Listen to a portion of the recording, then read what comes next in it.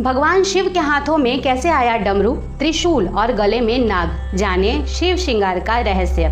भगवान शिव को यूं ही नहीं भोले और ऑर्डरदारी कहलाते हैं। लकड़हारा यूं ही पेड़ पर बैठे बैठे बेल की पत्तियां तोड़कर नीचे फेंकता जाए तो वह उसे उसकी पूजा मानकर उसके सारे दुख दूर कर देते हैं। भोलेनाथ की कृपा इन भक्तों पर ही नहीं रही बल्कि देवी देवताओं और अन्य जीवों पर भी रहती है।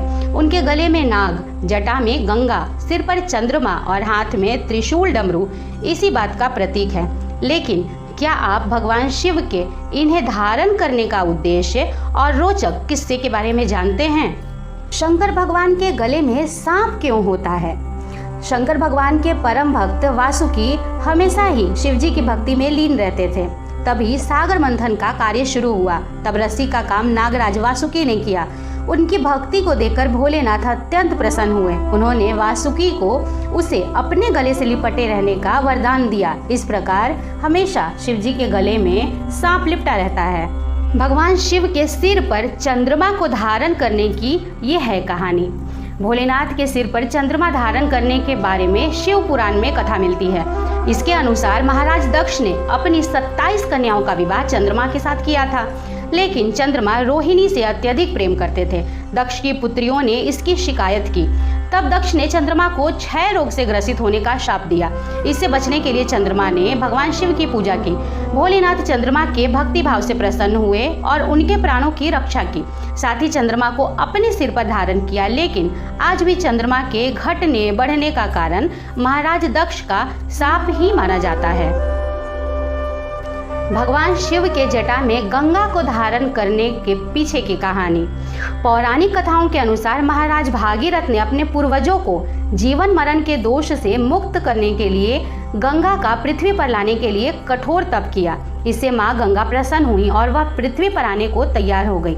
लेकिन उन्होंने भागीरथ से कहा कि उनका वेग पृथ्वी सहन नहीं कर पाएगी और रसातल में चली जाएगी। यह सुनकर भागीरथ ने भोलेनाथ की आराधना की। शिवजी उनकी पूजा से प्रसन्न हुए और वरदान मांगने को कहा। तब भागीरथ ने उनसे अपने मनोरथ को कहा। इसके बाद जैसे ही गंगा पृथ्वी पर अवतरित हुई तो भोलेनाथ ने उनका अभिमान चूर करने के लिए उन्हें अपनी जटाओं में कैद कर लिया। हालांकि गंगा ने उनसे माफी मांगने पर गंगा जी को मुक्त भी कर दिया। भगवान शिव के त्रिशूल धारण करने के पीछे की कहानी।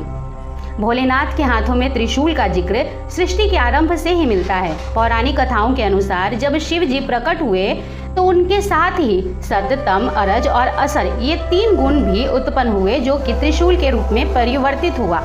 क्योंकि इन गुणों में सामंजस्य बनाए रखना बेहद आवश्यक था, तो भोलेनाथ ने इन तीनों गुणों को त्रिशूल के रूप में अपने हाथ में धारण किया। भगवान शिव ने जिस तरह से सृष्टि में सामंजस्य बनाए रखने के लिए असर, तेज और तम गुण को त्रिशूल के रूप में धारण किया था, ठीक उसी प्रकार सृष्टि के संतुलन के लिए उन्होंने डमरू धारण किया था। कथा मिलती है कि जब देवी सरस्वती का प्राकट्य हुआ तो उन्होंने वीणा के स्वरों से सृष्टि में ध्वनि का संचार किया, लेकिन कहा जाता है कि वह ध्वनि सुर और संगीतहीन थी। तब भोलेनाथ ने नृत्य किया और 14 बार डमरू बजाया। मान्यता है कि डमरू की उस ध्वनि से ही संगीत के धुन और ताल का जन्म हुआ। डमरू को ब्रह्मदेव का भी स्वरूप माना जाता है। तो यह थी भगवान शिव के डमरू धारण करने के पीछे की कहानी। तो ये कहानी थी आज हमारे शिव जी के अद्भुत श्रृंगार की। अद्भुत कहानी है ना हमारे शिव जी के श्रृंगार की। बहुत ही अजीब सी बातें और अद्भुत भी। तो बोलिए हर हर महादेव।